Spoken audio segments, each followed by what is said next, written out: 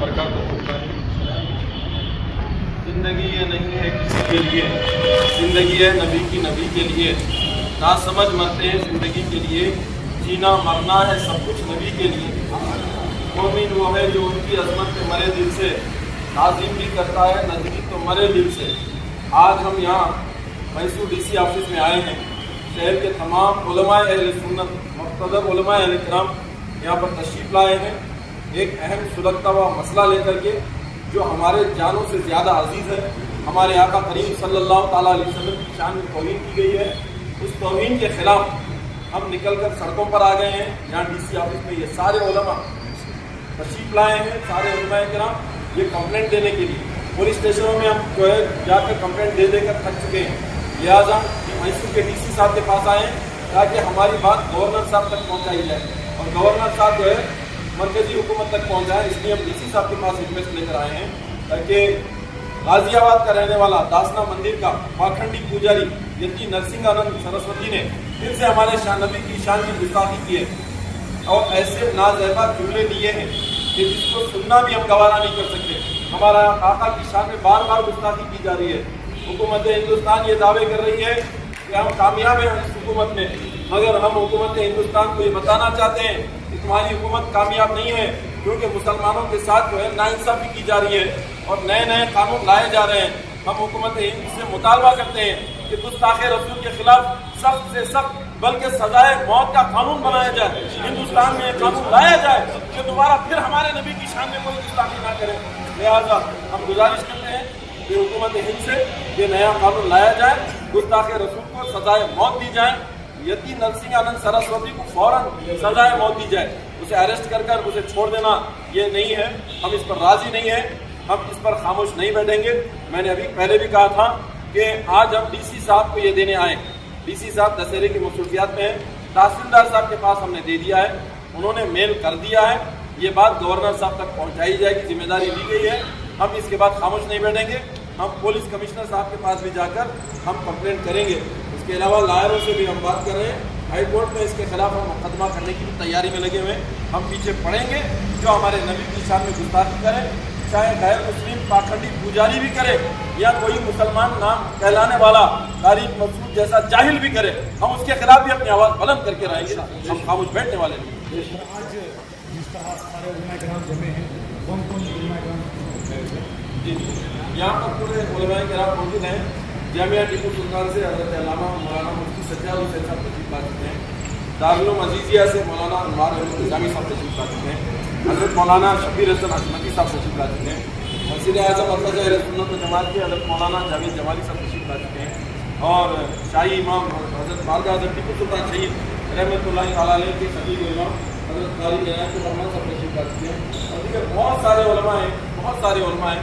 یہ سارے علماء جو ہیں نکل کر آئے ہیں، جو اپنے غم و غصے کا اظہار کر رہے ہیں کہ نبی کی شان میں توہین ہوئی ہے۔ ہم بیٹھنے والے نہیں ہیں، ہم اس پر آواز۔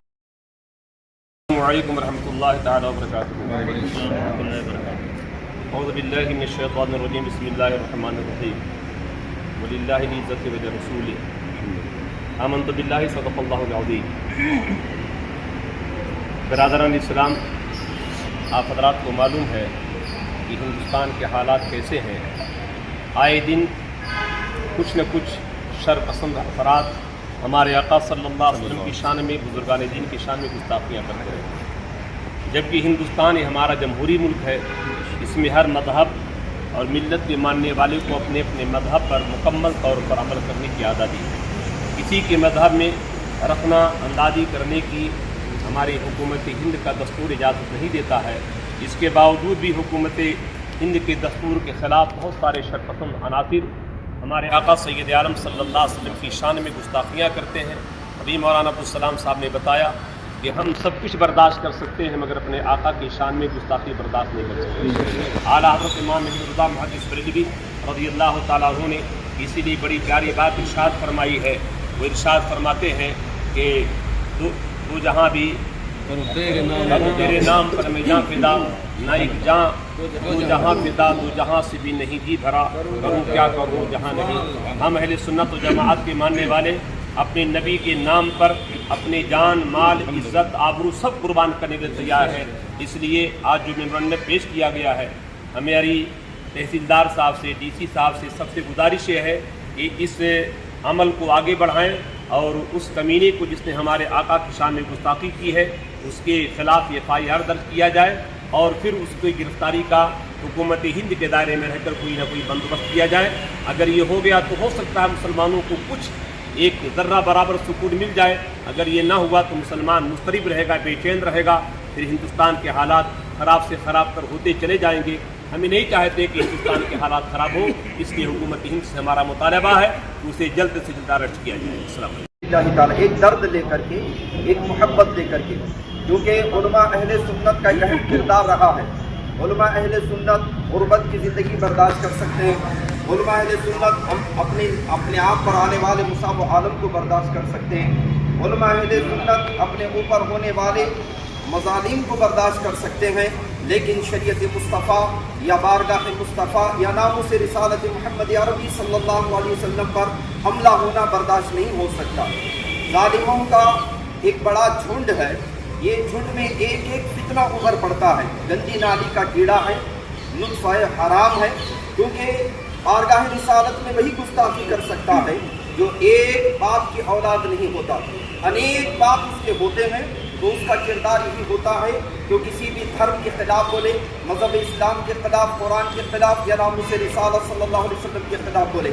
इसीलिए हमारा हुकूमत हिंद से मुतालिबा है, हमारे प्राइम मिनिस्टर से हमारा मुतालिबा है, मेहरबानी फरमाकर आप तो तीसरी बार जो है हिंदुस्तान का एक अहम किरदार बन करके आपका इंतखाब हुआ, तीसरी बार हिंदुस्तान के आप प्राइम मिनिस्टर बने हैं, लेकिन क्या आपके पास इतना पावर नहीं है? क्या आपके पास इतनी ताकत नहीं है कि किसी भी धर्म मजहब के खिलाफ जो कुत्ता भौंकता है उसके मुंह पर कानून की एक लगाम लगाई जाए और उसे एक हिंदुस्तान के कानून के मुताबिक उसे बड़ी सी बड़ी कड़ी सज़ा दी जाए। इसी तरीके से हिंदुस्तान के दीगर स्टेटों में हमारी बहन बेटियों पर हमला होता है, लेकिन उसके लिए भी कोई कानून नहीं लाया गया।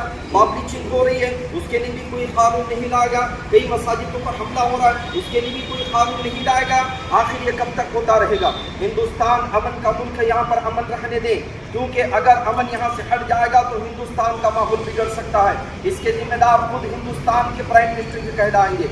इसीलिए मुल्क हिंदुस्तान के प्राइम मिनिस्टर से हमारी आजिदाना मुतालिबा है, मेहरबानी फरमाकर मुल्क हिंदुस्तान के अमन को बाकी रखें, मुल्क हिंदुस्तान की अक्तायत को बाकी रखें, मुल्क हिंदुस्तान के हिंदू मुस्लिम की अक्तायत को, मोहब्बत चारा भाईचारे को बाकी रखें। हम उम्मीद करते हैं ये आवाज़ आप तक पहुँचेगी और इस पर आप गौर व फिक्र फरमाएंगे। ಇದೇ ನಮ್ಮ ಬೇಡಿಕೆ ಏನಿದ್ರೆ ದಯವಿಟ್ಟು ನಮ್ಮ ಪ್ರಧಾನಿ ನರೇಂದ್ರ ಮೋದಿ ಅವರಿಗೆ ನಮ್ಮ ಬೇಡಿಕೆ ಏನಿದ್ರೆ ದಯವಿಟ್ಟು ನಮ್ಮ ಭಾರತದ ಯಾವುದೇ ಪ್ರೀತಿ ವಿಶ್ವಾಸನ ನಮ್ಮಿಂದ ಹೋಗಬಾರದು। ನಾವೆಲ್ಲ ಹಿಂದೂ ಮುಸ್ಲಿಂ ಒಂದೇ ತರ ಇರಬೇಕು, ಒಂದೇ ರೀತಿಯಲ್ಲಿ ಒಂದೇ ತಟ್ಟೆಯಲ್ಲಿ ಊಟ ಮಾಡಿ ನಾವು ಬದುಕಿರೋದು।